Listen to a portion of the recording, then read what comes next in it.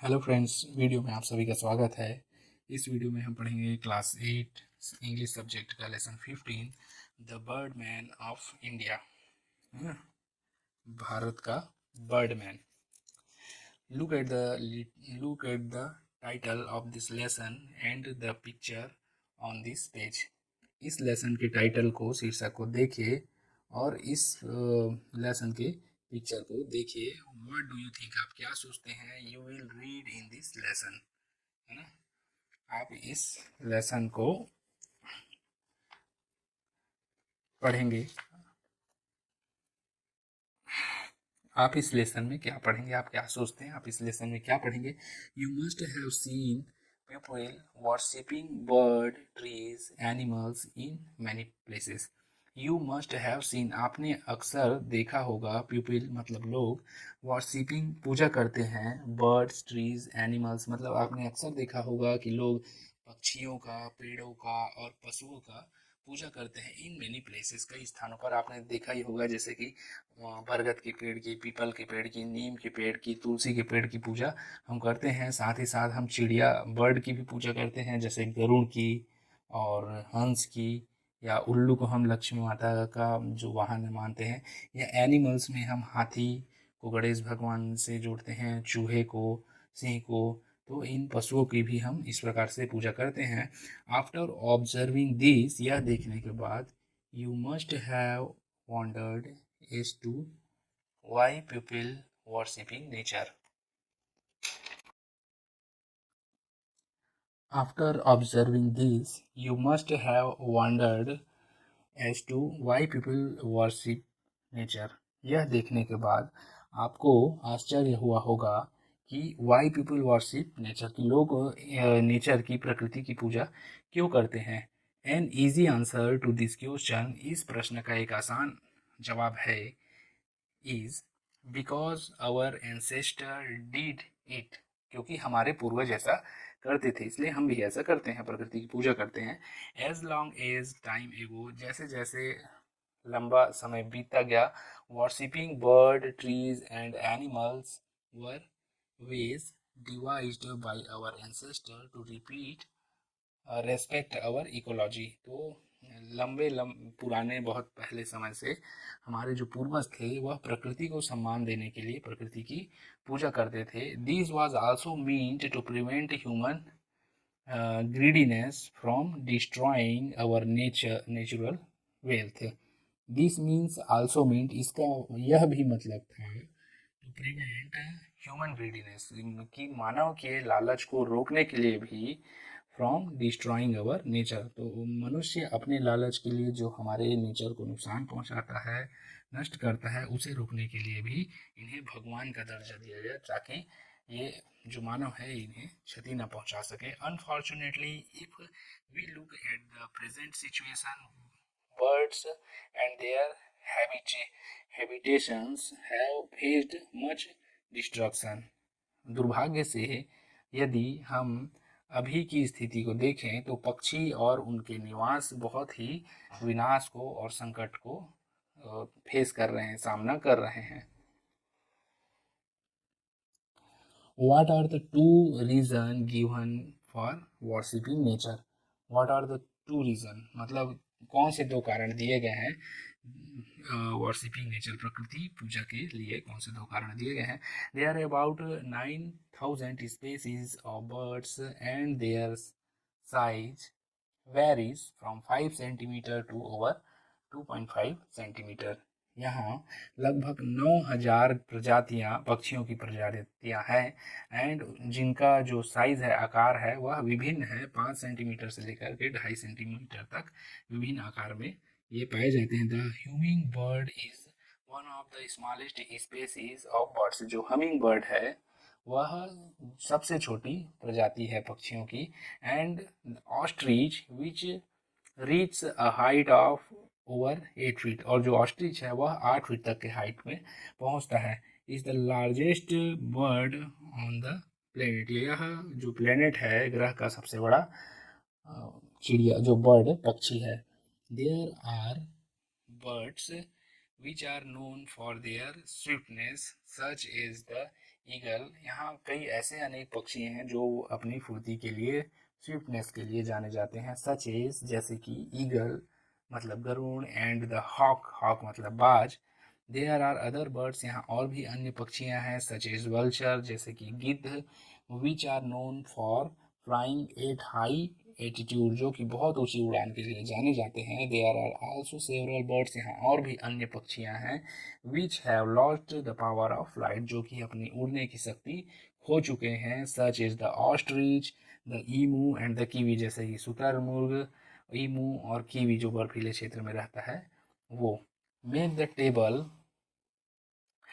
Make a table showing specialities of the birds mentioned in the paragraph, एक table बनाइए जो कि पक्षियों की विशेषता को दर्शाते हुए mentioned in the paragraph, paragraph में उल्लेखित पक्षियों की विशेषता को दर्शाता हुआ एक टेबल बनाइए। Birds are called winged bite, जो पक्षियां हैं वह द्विपदी जीव, विंग्ड बाइट मतलब द्विपदी जीव कहलाते हैं। तो बच्चों आप लोगों को परेशानी ना हो इसलिए मैं यहाँ पर इनका अर्थ भी लिख दिया हूँ, जिसको आप देख करके याद कर सकते हैं और मीनिंग स्पेलिंग के साथ ही वाक्यों में प्रयोग भी समझ सकते हैं।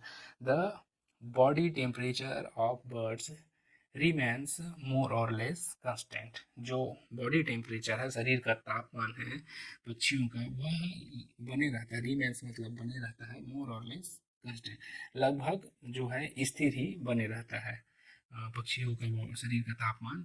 Another interesting feature about bird is their feather, पक्षियों का दूसरा रुचिकर है ना मनोरंजक फीचर मतलब विशेषता है वह है उनका पंख।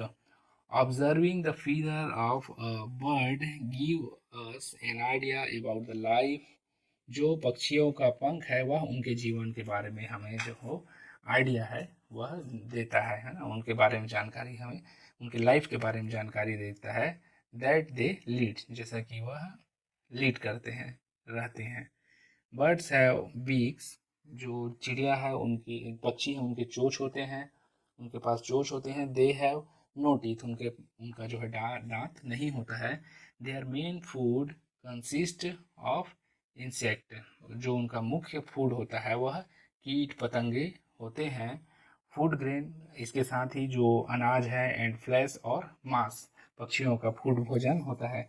लाइक रेप्टाइल बर्ड्स टू ले एज, लाइक रेप्टाइल मतलब सरीसृप की तरह ही, रेप्टाइल सरीसृप मतलब सांप वगैरह, बर्ड्स टू ले एज चिड़िया भी अंडे देती है, ले यानी अंडे, एग्स यानी अंडे, ले यानी अंडे देना, अंडे देती। दे हैव अ कीन sense of site and hearing, उनके पास सुनने की और देखने की गजब की शक्ति होती है, क्षमता होती है। But their sense of smell as and taste is poor, लेकिन उनका सूंघने का, टेस्ट करने का जो है smell and taste is poor, मतलब टेस्ट करने का और सूंघने का जो शक्ति है वो बहुत कमज़ोर होता है। इसीलिए अक्सर पक्षियाँ जो है गिद्ध वगैरह बदबूदार जगहों में और जो टेस्टी नहीं है उसे भी खा लेते हैं। They have two keen sorry bird have the wonderful capacity to adjust their vision quickly, जो पक्षियाँ हैं उनके पास आश्चर्यजनक क्षमता होती है एडजस्टिंग मतलब सामंजस्य करने की, देयर विजन अपनी दृष्टि को, क्विकली मतलब जो पक्षी होते हैं वह अपनी दृष्टि को बड़ी ही तेजी के साथ सामंजस्य बना लेते हैं। इज अ रिजल्ट, जिसके परिणाम स्वरूप they can shift their focus from a distance object to a nearby object in a fraction of a second, जिसके परिणाम स्वरूप वे अपने फोकस को तुरंत शिफ्ट कर सकते हैं, परिवर्तित कर सकते हैं फ्रॉम डिस्टेंस ऑब्जेक्ट दूरस्थ स्थित वस्तु से नज़दीक में, नियर बाई ऑब्जेक्ट मतलब पास में स्थित वस्तु में, इन फ्रैक्शन ऑफ सेकेंड मतलब सेकेंड के कुछ ही हिस्सों में वे अपने फोकस को दूर की स्थित वस्तु से पास की स्थित वस्तु में ला सकते हैं।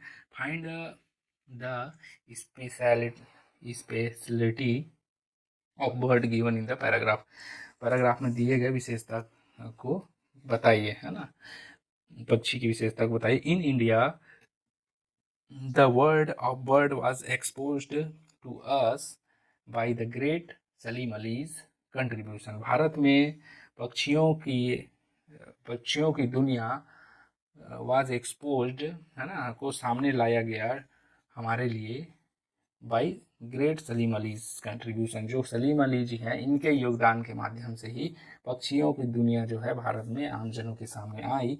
ही is affectionately known as the bird man of India. जो है, इन्हें सलीम अली जी को प्यार से बर्ड मैन ऑफ इंडिया के नाम से जाना जाता है। Salim Ali was born on 12 नवंबर 1896। सलीम अली 12 नवंबर 1896 में पैदा हुए थे। His maternal uncle Amiruddin Tyabji brought him up। उनके मैटरनल अंकल, है ना, मतलब मामा जी अमीरुद्दीन तैयब जी उन्हें अपने पास लेकर गए। His uncle was a hunter and nature lover। उनके मामा जी एक शिकारी थे और प्रकृति प्रेमी थे। Under his guidance, उनके उनके अंदर में, उनके साथ रहकर Salim learned to hunt and appreciate the nature around him। जो सलीम है वह शिकार करना सीखे और अपने आसपास के नेचर को देखना, समझना, पहचानना वो सीखे। As a child Salim Ali shoot a bird. एक बच्चे के रूप में उन्होंने एक पक्षी को शूट किया। Which had which had yellow streak, streak मतलब धारी, रनिंग बिलो इट्स नेक, जिसके गले में एक पीले कलर की जो है धारी बनी हुई थी। His uncle could not identify the species. उनके अंकल इस पक्षी की प्रजाति को नहीं पहचान पाए। And advise him to contact the Bombay natural history society BNHS in Mumbai. और सलाह दिया, जो सलीम अली है उनको सलाह दिया कि BNHS सोसाइटी में इनको संपर्क करने के लिए, कांटेक्ट करने के लिए सलाह दिया। Doctor WS Maillard has honorary secretary of the BNHS। जो WS मिलार्ड जी हैं वह BNHS के सेक्रेटरी थे, सचिव थे। Identify the bird is a yellow throat sparrow. उन्होंने इस बर्ड को बताया कि यह येलो थ्रोट स्पैरो गोरैया है, पीले धारी वाली गोरैया है। ही also showed Salim Ali the societies splendid collection of stuffed bird. उन्होंने सलीम अली को सोसाइटीज स्प्लेंडिड कलेक्शन मतलब पक्षियों की शानदार संग्रह, है ना, स्टफ्ड बर्ड मतलब दुर्लभ पक्षियों का शानदार संग्रह को उन्होंने सलीम अली को दिखाया। The single incident changed Salim Ali's life and India got its best ornithologist as a result. तो यह छोटा सा घटना सलीम अली के जीवन में बहुत बड़ा परिवर्तन करता है और भारत को बेस्ट पक्षी पक्षी विशेषज्ञ इसके घटना के परिणाम स्वरूप मिलता है। Once Salim Ali said, "My chief interest in the study of bird has been the opportunity to observe the bird life history under natural condition and not in the laboratory under a microscope।" है ना, एक बार सलीम अली कहते हैं कि my chief interest in the study of bird, मेरा मुख्य जो रुचि है वह पक्षियों के शोध के ऊपर है। Has been the opportunity to observe the birds life history under the natural condition. मतलब जो प्राकृतिक परिवेश है उसमें पक्षियों के जीवन के बारे में उनको जानने में और शोध करने में उनको रुचि है, बजाय इसके कि किसी लेबोरेटरी में माइक्रोस्कोप में पक्षी को रख कर उसके बारे में सीखना या शोध करने के बजाय वे उसके नेचुरल प्राकृतिक परिवेश में पक्षी को रहते हुए ही शोध करना इनका मुख्य उद्देश्य और रुचि रहा है। By travelling the remote uninhibited place, अंदरूनी दुर्लभ निर्जन क्षेत्रों में ये यात्रा करते थे, है ना, यात्रा करके I can study the bird as they live and behave in their natural habitat. और ये दुर्लभ जगहों में जा कर के बर्ड के बारे में स्टडी करते हैं और जहाँ ये बर्ड रहते हैं, and behave in their natural habitat, और अपने वास्तविक जो प्राकृतिक निवास है वहाँ पर इनका जो व्यवहार है पक्षियों का उस पर ये शोध करते हैं। What do you like the most about Salim Ali? Salim Ali के बारे में आपको क्या पसंद आया। Salim Ali received on honours and medals from all over the world. Salim Ali ji को पूरे विश्व से जो मेडल्स और सम्मान वगैरह प्राप्त हुए हैं। और ही service including the J T international award, है ना, उनकी सेवा के लिए इनको पूरे विश्व से सम्मान प्राप्त हुए हैं, जिसमें कि जे पॉल जेट्टी का अंतर्राष्ट्रीय अवार्ड भी शामिल है। The golden ark of the international union for conservation of nature, the gold medal of the British orthology union territory rarely for non-British people, and Padmashri and Padma Vibhushan from Indian government. तो ये जितने सारे पुरस्कार मिले हैं ब्रिटिश ऑर्निथोलॉजी यूनियन से भी, इसके साथ ही साथ इनको पद्मश्री और पद्म विभूषण अवार्ड से भी सम्मानित किया गया है इंडियन गवर्नमेंट के द्वारा। His timely intervention saved the Bharatpur bird sanctuary and the silent valley national park. इनके सही समय पर इंटरवेंशन मतलब हस्तक्षेप से इन्होंने भरतपुर बर्ड सेंचुरी मतलब भरतपुर में स्थित जो बर्ड सेंचुरी है और साइलेंट वैली नेशनल पार्क है वह उसका निर्माण हुआ है। His famous book, The Book of Indian Birds, इनका प्रसिद्ध पुस्तक है The Book of Indian Birds, is Bible of Budding Ornithologists। यह जो नवोदित ऑर्निथोलॉजिस्ट हैं उनके लिए यह बुक एक बाइबल के जैसा है। ही पास्ड अवे इन 1987, इनका देहांत 1987 में हुआ एट द एज ऑफ 91, 91 वर्ष की उम्र में। He is no more but his legacy lived on, वह अभी हमारे बीच नहीं है लेकिन उनकी विरासत, उनकी लेजेसी लिव्ड ऑन, जीवित है। His dedication of ornithology has left behind committed group of amateur bird watchers all over India, है ना।